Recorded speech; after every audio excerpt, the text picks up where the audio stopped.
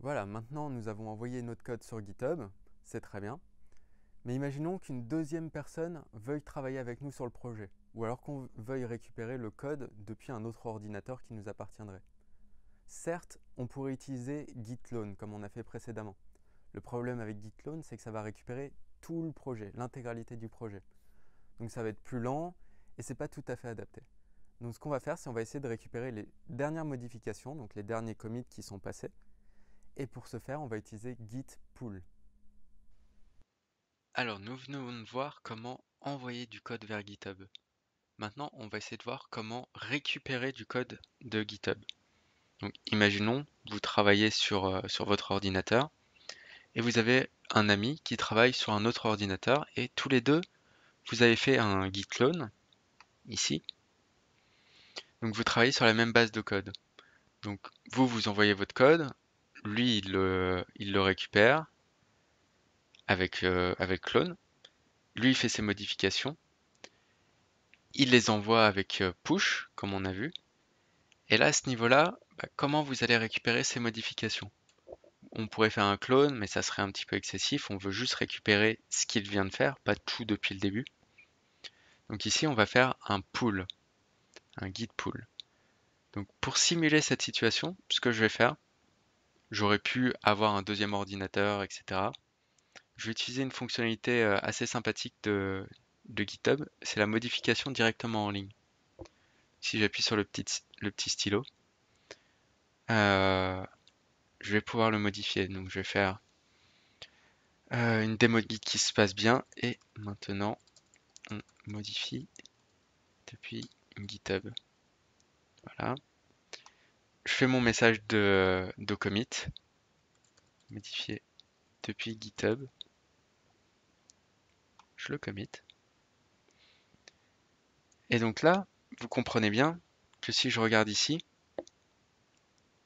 et maintenant on modifie depuis GitHub, mais si j'ouvre ma console pour regarder le code qui est sur mon ordinateur et que j'affiche le README, là j'ai pas l'information.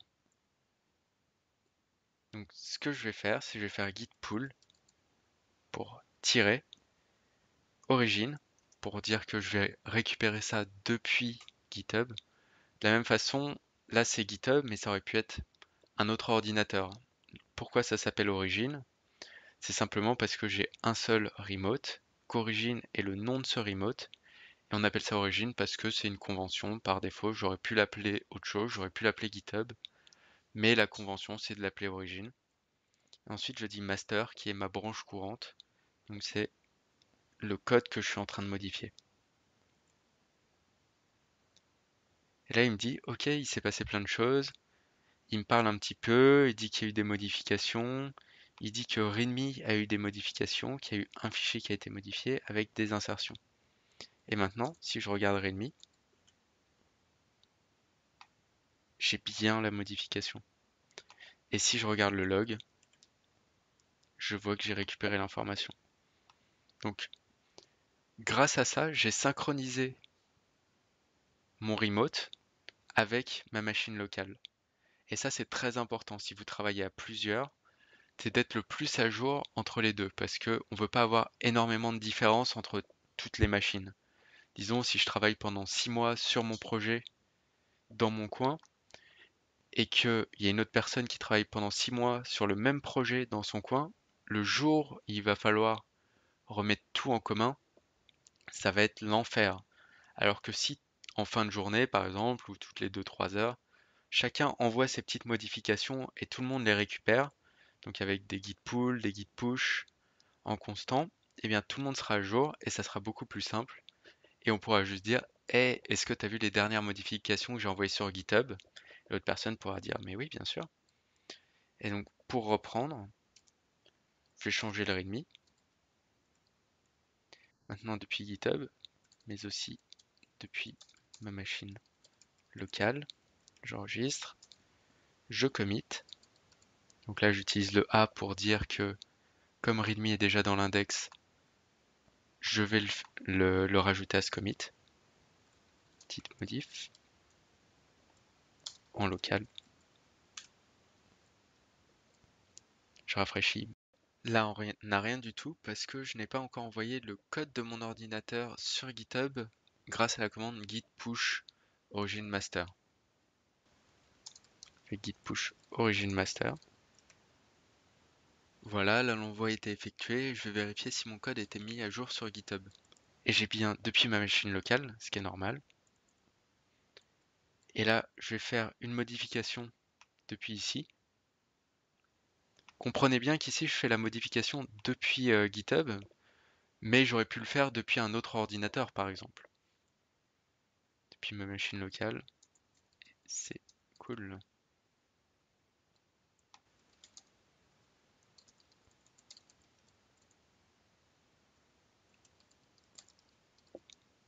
Là, je fais mon commit. Donc là, je suis bien à jour. Quand j'arrive ici, je suis bien à jour. Ici, fatalement, si j'affiche mon readme, je ne suis pas à jour. Et là, il va falloir que je récupère sur mon ordinateur les modifications que j'ai faites depuis GitHub. Donc pour cela, je vais faire un git pull, git récupère depuis l'origine le nom de mon remote, en l'occurrence GitHub, master, le code en cours. Ça télécharge, il me dit readme a été modifié. Et maintenant, si j'affiche le readme, j'ai le et c'est cool. À noter que si maintenant je refais un git pull origin master, il me dit déjà à jour, parce qu'il n'y a pas une modification.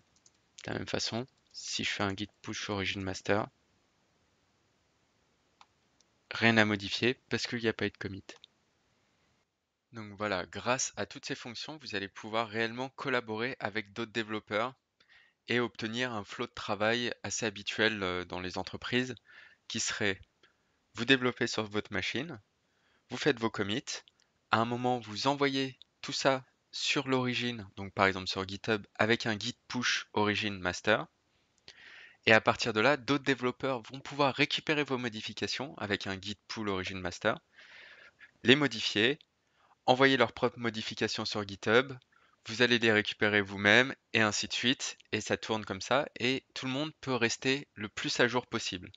Alors, un conseil, si vous collaborez, essayez d'être le plus à jour possible, c'est-à-dire ne passez pas 2 semaines sans faire de git pull, c'est-à-dire sans récupérer le code qui est sur GitHub. De la même façon, les autres développeurs qui travaillent avec vous doivent essayer d'être le plus à jour possible en faisant des git pull régulièrement, mais également des git push, c'est-à-dire envoyer les modifications sur GitHub le plus régulièrement possible.